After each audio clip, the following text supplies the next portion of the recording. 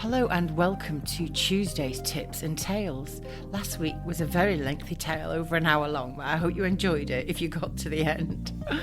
It was all about my trip to Grasse, with some tips thrown in there for good measure. But this week it's a tip, it's going to be short, and it's about diluting oils in perfumery. There's several reasons which I'm going to get into, but the reason I felt the need to give you this tip is I've noticed a lot of advice lately from in quotes, experts on YouTube and TikTok, especially one of them who's done a very good job actually of marketing himself before he's even launched his perfumes, and he is a self-proclaimed self-taught perfumer. But he gives away also a book, which is a downloadable book teaching you about perfumery. It's just very basic, and it's very nice of him to have done that. And to give that away. And of course, it's a lead magnet in order to get your attention about his brand, which is also another good way of marketing. But he tells people in this booklet to dilute all of their oils to 10%. Now, whilst that might be the easiest way, it's definitely not the right way. And this is what happens when people learn perfumery from forums and blogs and from people that, it's like the blind leading the blind, people that don't really know what to do, and then they take the advice of somebody like this particular person, and then the next person that reads that tells another person, and so on and so on, and it goes on like that. It's like Chinese whispers. And there are many successful self-taught perfumers. I'm not saying that you have to be classically trained at the Grasse Institute of Perfumery or Sipka or Givaudan. But what I am saying is that you do need some kind of formal training. So once you get into, learning about perfumery, it's all very well going on forums and blogs, and you can find out information for free. But if you really want to invest in a business, then you need to do some investing in your training. So for instance, there's a chef on YouTube. He's called Chef Jean-Pierre. Now that's like me watching a few of his videos and then calling myself a chef. Or even if I wanted to teach other people how to cook, doing a few YouTube videos and teaching them, all I'm doing is just copying his recipes. So that's not going to make me into a real creator. But what he does have is he's French, Italian, based in America. I'm not sure where, but he has a school, a culinary school, and people go there. So they're going to have more credibility when it comes to them either creating food for people to eat, perhaps in a restaurant or a cafe, or if they want to teach other people how to do it. So what I'm saying is I'm not trying to promote my classes here, but I want to teach you how to dilute perfumes and how to do it correctly. And so I've said it's going to be short. I'm trying to keep it short. So let's get into it right now. It's very confusing diluting oils, but the truth is you should be diluting all of your oils, because there's another expert on YouTube that tells you have to dilute only the materials that are powerful or the ones that are difficult to work with, like benzoin, for instance. And that's also not true. Why do we dilute materials in perfumery? Number one, it's cost effective. Diluting your oils in alcohol saves you money because you're not experimenting with neat oils. And especially when some of these oils range from 10 to 30,000 euros a kilo, that's a lot of money that you're experimenting with. That's number one. Number two is material efficiency. So it prevents wastage of precious materials during experiments. And number three is it gives you an idea of the final scent. Alcohol actually helps to lift individual notes in a fragrance, which gives you a better impression of what the final fragrance is going to smell like. If you dilute it in oil, for instance, those notes are not going to be lifted like they are in alcohol.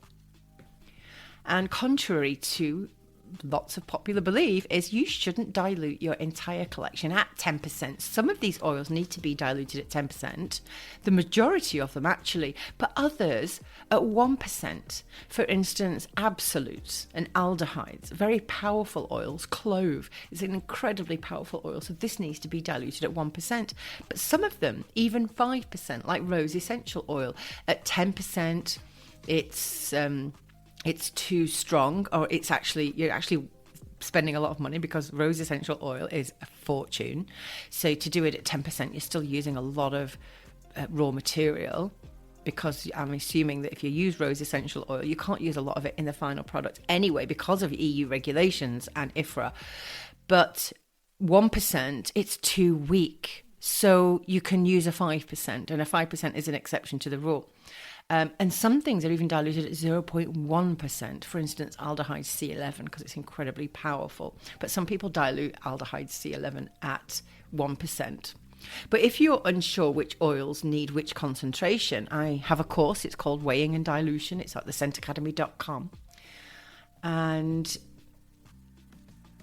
this is what I'm talking about now about dilution is what I learned at the Grass Institute of Perfumery from, a tutor that, was at Tagasako and Givaudan for 27 years. She's got now a 30-year career history in perfumery. So she knows what she's talking about, and they have to stick to a curriculum. So what I'm telling you is correct.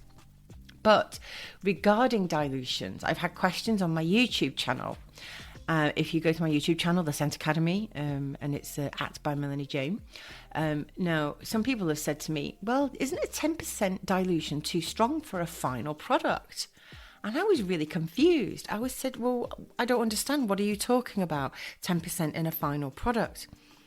And he said, well, if I'm going to be using, benzoin, let's go back to that, for instance, and clove, and I'm going to be doing it at 10% and 1%, isn't that dilution going to be too strong for my final products? And this is, again, misinformation online. Your diluted collection is purely for experimentation. It's not for creating the finished product. And I've seen people doing this, and I want to tear my hair out.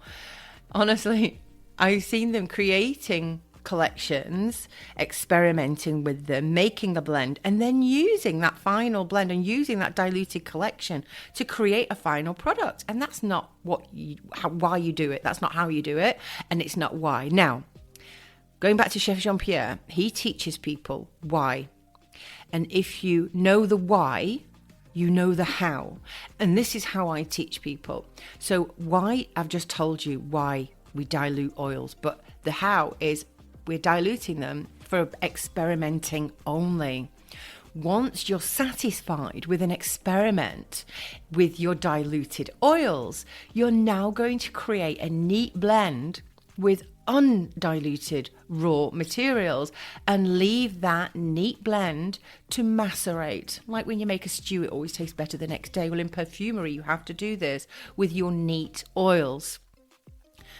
So if you've made an experiment and it's got 5 to 20 different oils in there and you're happy with your diluted experiment, you now need to do the math, because it's going to be different, the quantity that you put in there, whether you've diluted them at 10% or 1%. Now, I assure you, if you do take any of my courses about this, then it's incredibly easy to follow. It sounds like it's not rocket science, but it sounds a bit confusing now on a podcast, because you can't see what I'm doing.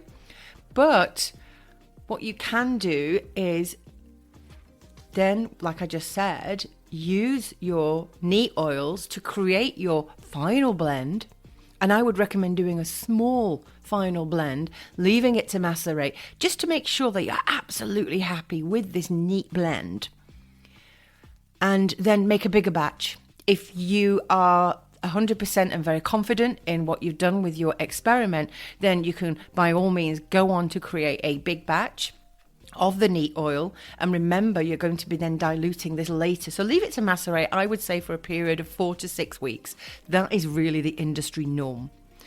And you will leave it, that neat blend, for this period of time, because it helps all the oils to marry together and come together. Because what you don't want to do is create a blend of neat oils, then bam, next day or even a few hours later, dilute it in alcohol, and then bam, a couple of days later, you packaged it and sent it out to your customers. Because what's going to happen? I'm going to tell you in my next podcast. But only after this process will you dilute it in alcohol to create the final product.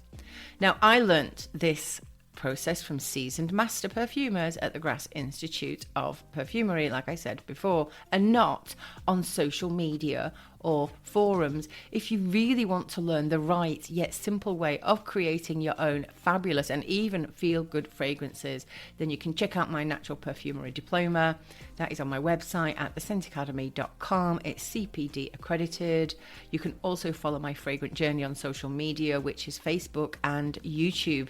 if you just type in The Scent Academy on either of those channels. I'd love it if you could subscribe to my YouTube channel. I'm not kidding. When I reach 2,000 subscribers, I'm going to host a Ask Me Anything video. So if you are listening to this and you want to ask me a question that I will answer in my video once I reach 2,000 subscribers on YouTube, then you can shoot me an email. It's M for Melanie, J for Jane, N for Nightingale, MJN at bymelaniejane.com. bymelaniejane, all one word.com. So send me an email, send me a question that you have, and I will basically answer your question, as long as it's got anything to do with fragrance, perfumery, my fragrant journey so far, my scent studio in France, any of my flea market finds, my perfume bottle collection, aromatherapy, natural skincare. So you can basically get hold of me and ask me any questions, and I will feature it on my YouTube when I get 2,000 subscribers. I'm really excited about that. In the next tip, that's going to be tinier than this one, I'm going to be talking about maceration that I've just talked about very briefly, but I'm going to go a little bit more in depth. So that's it on Tuesday's tips and tales.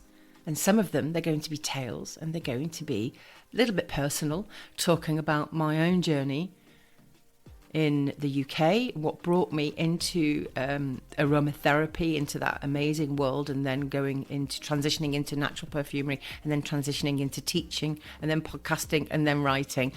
It will be a probably 10-parter because it's a really long journey that I've been on since 1997.